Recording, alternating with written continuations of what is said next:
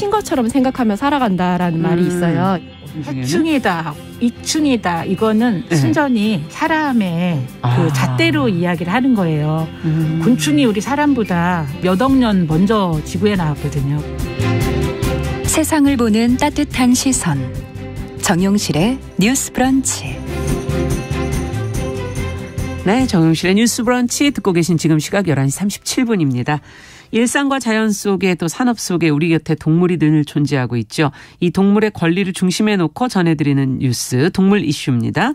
한국일보 고은경 동물복지 전문기자 전화로 만나보겠습니다. 안녕하세요. 네, 안녕하세요. 오늘은 어떤 뉴스부터 살펴볼까요? 네, 지난 주말부터 강원 화천군 화천읍 일대에서 열리고 있는 산천어 축제 관련해서 말씀드리려고 합니다. 네.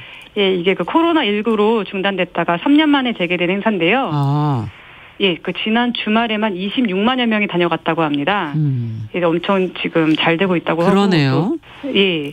근데 이 행사에 동원된 산천어만 전국에서 171톤 그리고 100만 마리가 넘는 것으로 지금 파악되고 있습니다. 네. 이게 예전에 이제 코로나 때 잠시 멈춰서 그 얘기가 중단이 되긴 했지만 한동안 산천어 축제 동물학대 아니냐 이런 비판이 있었잖아요. 예, 맞습니다. 이게 사실 사람의 즐거움을 위해서 생명을 희생시킨다는 측면이 있잖아요. 예, 그런데 이 산천어가 축제에 동원되는 과정에서도 사실 동물학대 소지가 있다는 지적이 많습니다. 어떤 과정인데요? 예, 먼저 이 산천어를 이동시키는 과정에서 이 낚시 바늘을 빨리 물게 하려고 5일에서 일주일가량을 굶깁니다. 그러니까 정말 배가 고플 것 같고요. 그래서 이동하는 과정에서도 많이 죽고요. 또 이제 축제장에 온 다음에도 사실 이들을 기다리고 있는 거는 이 낚시 바늘에 상의를 입거나 또 맨손잡이 행사에 동원이 돼서 질식사하는 겁니다.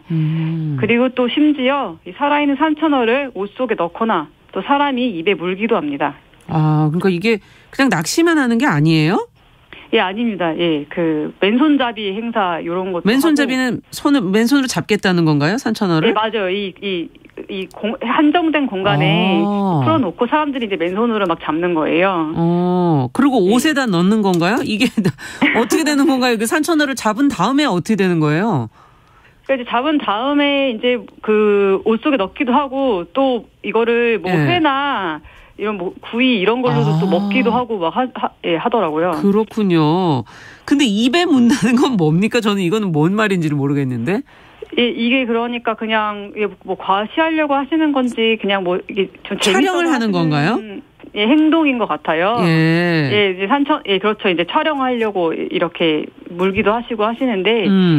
예, 이게 사실은 질병에 노출될 위험이 있습니다. 이게 당연한 얘기인 것 같고요. 사실 또 코로나 자체도 사람과 동물의 경계가 허물어지면서 너무 가까워지면서 발생한 건데. 맞아요. 근데 지금 이제 그런 거에 대한 예전에는 굉장히 경각심이 있었는데요. 이게 또 장기화되다 보니까 지금 다시 또 그런 부분에 대한 우려가 좀 사라진 게 아닌가 걱정이 됩니다. 이게 질병 노출 위험이 있다 그러니까 더 조심하셔야 되겠네요, 이 부분은. 예, 맞습니다. 근데 산천어 축제가 지역 경제 활성화에 도움이 된다는 반대 논리가 있잖아요. 동물학대다 이 반대 논리가 있잖아요. 예, 그것도 사실 맞는 얘기입니다. 예, 직접 경제 유발 효과가 1,300억 원에 이른다고 하고요. 예, 아까도 말씀드렸다시피 굉장히 많은 분들이 가서 막 즐기고 계시는 부분도 있고, 예, 하지만은 이게 사실 동물을 이용한 축제를 안 하면 제일 좋겠지만 현실적으로 아예 안 할 수 없다고 하면은 이런 최소한 이 동물 복지 기준이라도 만들어서 우리가 이게 좀 즐기더라도 이 동물 학대 부분은 좀 하지 않아야 되지 않나 싶습니다. 네, 그러니까 산천어를 이동해 오는 과정, 거기서 다루는 과정 이런 것에 대한 어떤 기준이라도 그렇죠. 최소한 마련해야 된다. 지금 그런 얘기신 것 같네요. 네, 예, 맞습니다. 자, 다음 소식도 가보죠. 예, 동물 복지 관련 설문조사 결과가 있어서 이제 공유 드리려고 합니다. 예, 동물복지문제연구소 어웨어라는 곳에서 시민 2,000명을 대상으로 인식 조사를 했는데요. 예, 응답자의 98%는 본인이 키우던 동물을 학대한 사람이 학대당한 동물을 키우지 못하도록 소유권을 박탈하는 것에 동의한다고 했고요. 네. 또 이 동물학대로 처벌을 받은 사람이 일정 기간 동안 다른 동물을 키우지 못하게 하는 제도에 동의한다는 비율도 99%였습니다. 그러니까 거의 응답자 대부분이 지금 이 학대했던 사람한테 그 동물을 기르게 하거나 다른 동물을 또 입양하는 거를 반대한다고 못하게 해야 된다. 네네. 예. 근데 이게 법적으로 어떻게 돼 있는 건가요? 동물을 학대한 사람이 다시 그 자기가 키우던 동물을 네. 소유권을 주장하면 돌려줘야 된다는 건가요? 예, 맞습니다. 예. 그렇기 때문에 이게 문제가 계속 지적이 되기 때문에 예. 그 지난해 4월 통과된 그 동물보호법 개정안 초안에는 이 학대자의 사육 금지 처분 관련된 내용이 포함이 되어 있었는데 이게 지금 추가 논의가 더 필요하다는 얘기가 있어서 최종 법안에서는 지금 현재 제외된 상태입니다. 아, 그러면 이 소유권이라는 거는 원래 우리가 생명한테는 소유권을 주장할 수 없잖아요.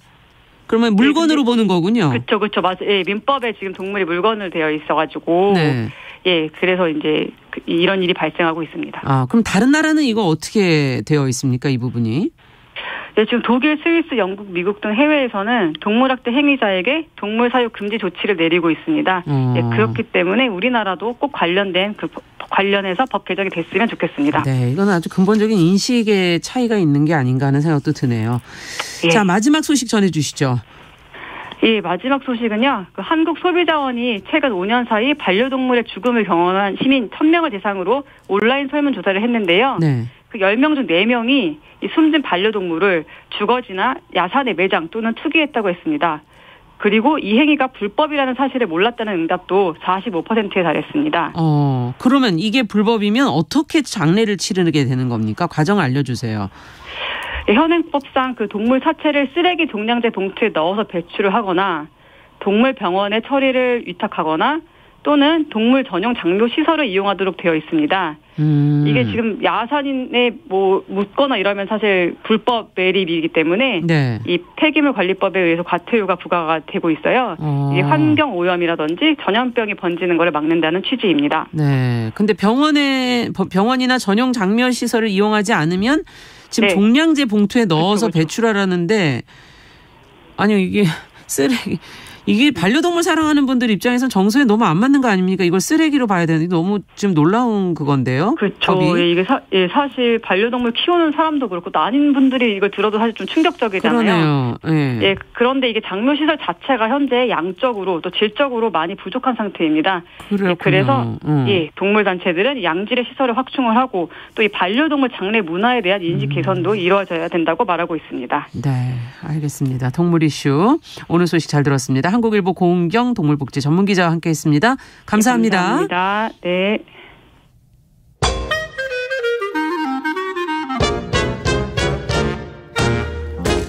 모두가 행복한 미래 정용실의 뉴스 브런치.